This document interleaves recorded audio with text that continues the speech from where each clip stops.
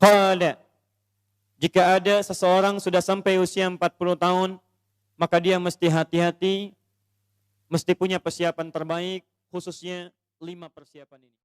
أعوذ بالله من الشيطان الرجيم. Baik, 1. Qala rabbi auzi'ni an ashkura ni'mataka allati an'amta 'alayya wa 'ala walidayya. Amanat pertama, kata Allah, dia mesti memperbanyak doa kepada Allah Subhanahu wa taala agar dibimbing. Perbanyak doa agar dibimbing mensyukuri nikmat hidup, plus bisa meningkatkan bakti pada orang tua. 1. Awas, hati-hati ya. Mohon izin saya pelankan. Sebentar, saya mau minta izin dulu. Pak, boleh saya lebih dari 5 menit? Oh, alhamdulillah. Sampai jam berapa kita? Oh, baik. Insya Allah. Ya, insya Allah. Saya jam 9 pulang, Anda sampai jam 12, silakan. Bismillah.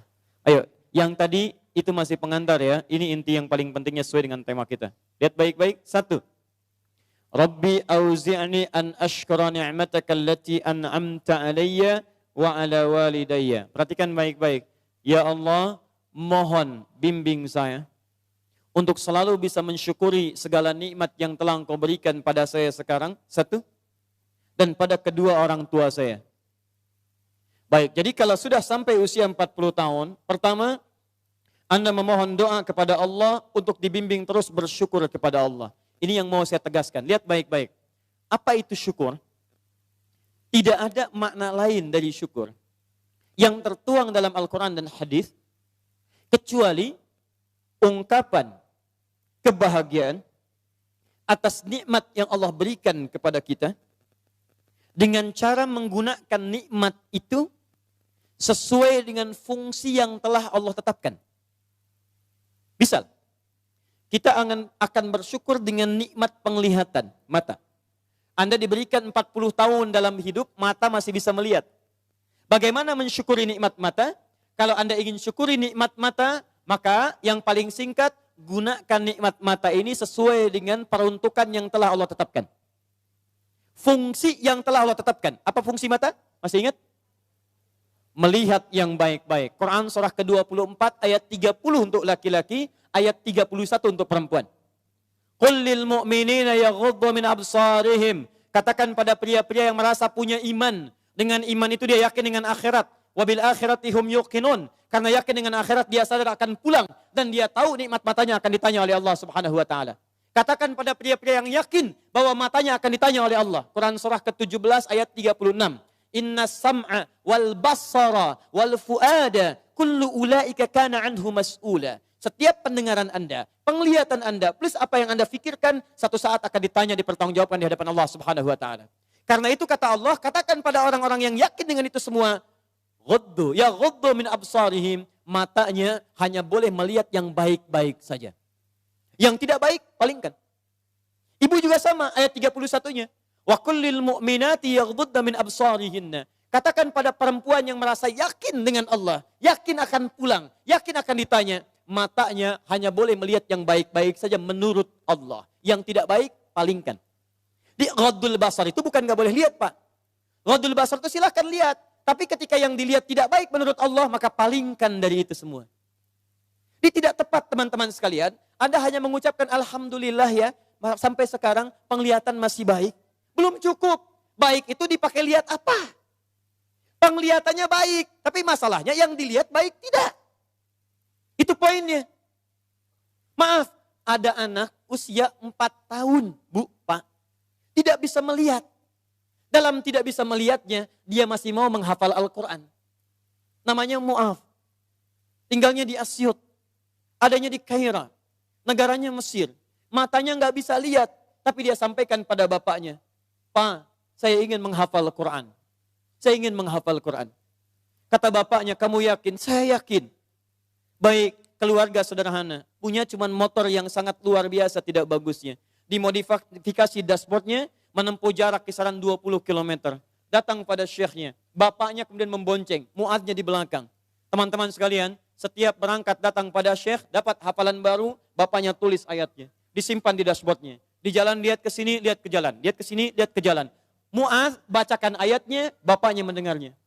Secara singkat, tiba-tiba setelah itu, fasenya berakhir, jadilah anak ini hafal Quran. Yang ngantar belum hafal Quran, yang diantar nggak bisa lihat, hafal Quran. Saking mudahnya Al-Quran, yang nggak bisa lihat, bisa hafal Quran. Tapi bapaknya dapat pahala dari transferan anaknya. Perhatikan baik-baik. Begitu dibacakan Qurannya, bagus makhrajnya, viral kisahnya. Begitu viral di Timur Tengah, datang reporter mewawancara. Pertanyaan pertama, kalau Adinda diperkenankan oleh Allah untuk bermohon saat ini, apa yang mau dimohonkan kepada Allah? Reporter ini mengira dia akan meminta doa seperti ibunda Imam Al-Bukhari bermohon kepada Allah supaya Al-Bukhari disembuhkan dari butanya. Bu, Pak, Imam Al-Bukhari itu dulu buta. Butanya permanen. Dilahir, 2 tahun ayahnya meninggal, 4 tahun buta permanen. Nanti ada satu kejadian di situ, yang dengan kejadian itu, ibunya berdoa kepada Allah, anaknya menghafal Quran, sampai di surat Qaf, ya, ayat ke-22. Anaknya murajaah ayat, ibunya memohon kepada Allah sambil menangis, sambil tertidur. Sampai tertidur. Disitulah kemudian terjadi sesuatu yang luar biasa. Seketika Allah sembuhkan Al-Bukhari kecil, matanya bisa melihat kembali. Karena kajian kita bukan di sini, lain waktu nanti saya terangkan. Anda yang punya kitab Fathul Bari, Syarah Sahih Al-Bukhari, beli jilid pertama, kitab Muqaddimah, halaman 634, paling kiri, paragraf yang ketiga, baris 1 sampai dengan 9. Anda temukan kisahnya. Nah, reporter ini mengira, ini Mu'adz akan minta kepada Allah seperti Al-Bukhari kecil memohon kepada Allah, matanya bisa melihat lagi. Ternyata lihat baik-baik. Kalau saya diperkenankan bermohon kepada Allah dan permohonan saya dikabulkan, maka pertama, saya akan mohon kepada Allah untuk tetap membutakan mata saya sampai dengan kiamat. Ya Rabb, mohon butakan mata saya sampai kiamat. Karena dengan buta mata ini saya bisa menghafal Quran. Saya takut ya Allah, kalau saya melihat lagi, mata saya melihat maksiat dan hilang Quran dari hafalan saya. Anda bisa bayangkan, anak kecil 4 tahun, mata nggak bisa lihat, digunakan menghafal Quran. Dan dia takut kalau melihat matanya dipakai maksiat. Antum dikasih 40 tahun. 40 tahun. Lebih daripada 4 tahun. Lebih dari 14 tahun. Anda sampai 40 tahun. Dipakai mata. Dipakai apa mata Anda sampai dengan hari ini? Berapa maksiat yang telah Anda kumpulkan dari mata Anda itu? Mungkin wajar. Jangankan hafal. Baca masih sulit. Lihat mushaf masih enggan. Membaca masih susah. Kalau Anda sulit berhadapan dengan Al-Quran dalam pandangan Anda, tanyakan pada diri Anda. Dipakai maksiat apa mata ini selama ini? Makanya ulama mengatakan, kalau mata Anda sulit melihat mushaf, jangan dulu dibaca. Bawa mushaf yang paling besar, simpan di ruang tengah Anda, bangun malam-malam jam 2, gak usah dibaca. Lihat mushaf, lalu sampaikan pada diri Anda, ya Allah, dosa apa, maksiat apa mata saya sampai lihat mushaf pun gak bisa. Anda mesti hati-hati. Dan Anda berlomba dengan itu. Demi Allah saya katakan, saya kunjungi beberapa tempat di Indonesia. Dan luar biasa. Anak-anak sekarang 4 tahun, 5 tahun, 6 tahun sudah berlomba menghafal Quran. Saya dapat kunjungan anak dari Bali kemarin Bu, dari Bali datang. Anak TK, usia 4 tahun mau 5 tahun. Datang dari Bali ke Masjid Al-Ihsan di Bekasi, hanya untuk menyetorkan hafalan surah Abasa. Abasa wa tawalla an ja'ahul a'ma. Hanya menyetorkan surah Abasa, datang dari Bali jauh-jauh ke Masjid Al-Ihsan ke Bekasi. Anak 4 tahun. Antum diberikan 40 tahun, lebih daripada itu. Untuk baca saja masih belum punya waktu, Anda butuh berapa tahun lagi? Anda mesti hati-hati. Dan hebatnya, Anda yakin akan pulang. Anda yakin akan meninggal. Ya, Anda itu, saya bingung saya. Urusan dunia Anda cari-cari. Berangkat gelap, pulang gelap. Tapi Anda yakin akan ditinggalkan. Anda punya uang, Anda beli mobil. Tapi Anda tahu mobil itu akan dipakai. Mobil itu akan ditinggalkan. Anda punya uang bikin rumah bagus-bagus. Luas-luas, mewah-mewah. Tapi Anda sadar akan meninggal itu akan ditinggalkan. Meninggal dunia, semua dunia ditinggalkan. Pertanyaan saya, apa yang Anda bawa pulang saat kembali kepada Allah? Mu'adz belum selesai, perhatikan bagian kedua. Dan ini bagian penutup dari kalimat Mu'adz. Wallahi, kalau saya diperkenankan memohon kepada Allah, dan dikabulkan doa saya sekarang, maka saya mohon kepada Allah yang kedua, lihat permohonannya.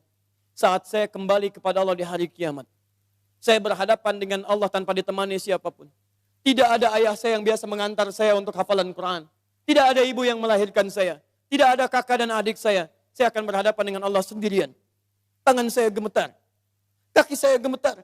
Dan saya akan katakan di hadapan Allah pada saat itu, Ya Rabb, Ya Rab, khaffif ya Rab hisabi. Ya Allah, mohon ringankan hisab saya saat ini ya Allah. Saya sudah berusaha menghafal Quran. Saya sudah bisa datang ke sini membawa hafalan Quran. Kalau dengan semua bekal itu belum layak mendapatkan ridhamu untuk masuk ke surga, mohon kurangi hukuman saya di neraka. Anak 4 tahun, dia belum baligh, mata buta, dia berusaha menghafal Quran. Dia masih berkata, kalau saya ada hari kiamat kurang bekal ya Allah, saya sudah mencoba menghafal Quran. Tolong kurangi siksaan saya kalaupun saya masih disiksa dengan Quran yang telah saya bawa ini. Pertanyaan saya, Anda yang diberikan 40 tahun sampai dengan hari ini, berapa bekal yang sudah Anda kumpulkan? Dia belum balik, Anda sudah lewat balik. Maka satu saya katakan, itu baru mata Bu, Pak. Belum telinga. Dipakai apa telinga antum? Sehingga sulit mendengar adzan. Sehingga sulit merespon. Orang belum adzan, sudah ke masjid. Antum sudah komat, gak ke masjid, ke masjid. Yang hebatnya luar biasa, ini rumah antum di sini. Ini masjidnya, Masya Allah. Speaker masjid spesial ke rumah antum begini. Jaraknya gak terlampau jauh. Sepeda ada, motor ada, mobil punya, banyak ragamnya. Orang gak punya sepeda, cuman punya kaki bisa ke masjid. Jarak 1 kilo, antum cuman 10 meter. Sepeda ada, motor ada, mobil ada. Belum menyentuh Anda untuk ke masjid. Anda butuh pendengaran seperti apa lagi? Butuh kaki bagaimana lagi? Karena itu bertakwalah kepada Allah Subhanahu wa taala. Kalau Anda mengaku ingin bersyukur, syukur itu bukan mengucapkan alhamdulillah saja, tidak. Alhamdulillah itu butuh pembuktian. Alhamdulillah itu komitmen. Setiap komitmen butuh pembuktian. Cinta itu komitmen. Cinta butuh pembuktian. Buktinya pernikahan. Makanya para akhwat yang belum menikah, jangan mau dikatakan dengan kata-kata angin surga. Sayang, namamu sudah tertulis di hatiku. Katakan, saya tidak mau tulis di hati, tulis di buku nikah. Yes. Tidak cukup dengan yes, buktikan dengan syukur pada Allah Subhanahu wa taala. Ayo, mata antum dipakai apa saja? Lihat masjid enggak ada getaran. Lihat baca Quran enggak ada getaran. Lihat orang ceramah enggak ada getaran. Lihat musik baru tergerak. Lihat orang rame-rame tergerak. Lihat orang rame-rame muncul. Allahu Akbar. Bertanya. Yang paling gampang gini. Lihat. Awas hati-hati baik-baik. Karena setelah menyebutkan asyuddakum di Quran surah 22 ayat 5 itu, Allah menegaskan, kamu akan saya wafatkan. Kamu akan saya wafatkan.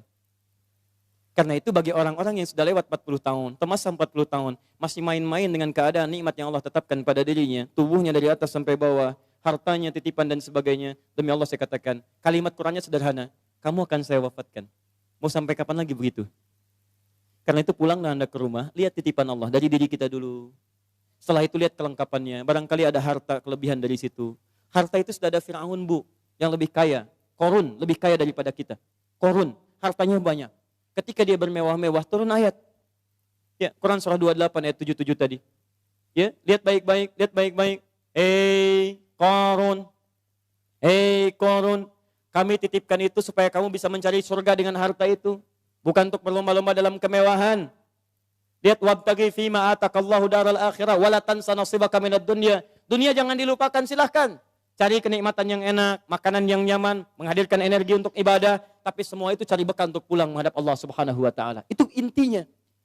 Mungkin Anda dititipkan harta lebih, mohon maaf ya, karena tenaga Anda itu belum kuat dipakai ibadah seperti yang lain. Yang lain itu karena saking tidak punyanya menurut Anda, saking tidak adanya menurut Anda, makanya rajin puasa. Jangankan Senin, Kamis dikejar. Jangankan Senin, Kamis, ayamul bid diburu. Jangankan ayamul bid, puasa Daud diikuti, saking nggak adanya. Antum itu tahajud sudah susah. Senin Kamis nunggunya Ramadan saja. Masya Allah. Makanya dikasih kelebihan oleh Allah. Supaya Anda dengan itu ada zakat lebih. Ada infak lebih. Ada sedekah lebih. Itulah surga yang bisa kita raih. Dicontohkan kemudian ada Uthman bin Affan radhiyallahu ta'ala anhu. Ada Abdurrahman bin Auf radhiyallahu ta'ala anhu. Ada Abu Bakar As-Siddiq. Bagaimana mereka menggunakan hartanya dalam kebaikan. Turun peringatan alhaakumut takafur. Hatta zurtumul maqabir. Hei, yang masih lalai dengan harta benda, kamu itu akan mengunjungi kuburan. Hei yang sering mengunjungi tempat-tempat wisata. Hei yang sering tamasya. Hei yang sering pergi ke negara-negara lain. Hei, satu saat kamu akan mengunjungi kuburan. Hei yang pergi ke Amerika sudah menyiapkan bekal. Hei yang sudah pergi ke Kanada menyiapkan bekal. Hei yang sudah jalan-jalan ke tempat-tempat indah menyiapkan bekal. Bekal apa yang kamu siapkan untuk kuburan kamu? Itu yang harus dilihat. Itu poinnya. Jadi kalau anak kecil saja paham, masa antum yang lebih 40 tahun gak paham dengan ini? Syukur.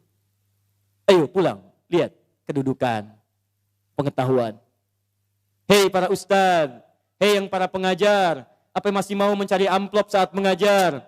Apa masih mau mencari popularitas saat mengajar? Apa hanya memperdulikan jamaah banyak saja saat mengajar? Kamu itu akan wafat dan kamu termasuk golongan yang ditanya oleh Allah Subhanahu wa taala. Mau sampai kapan ribut-ribut? Mau sampai kapan saling mencela? Mau sampai kapan merasa diri paling benar? Mau sampai kapan gila popularitas? Mau sampai kapan mencari amplop? Kamu akan wafat hatta zurtumul maqabir.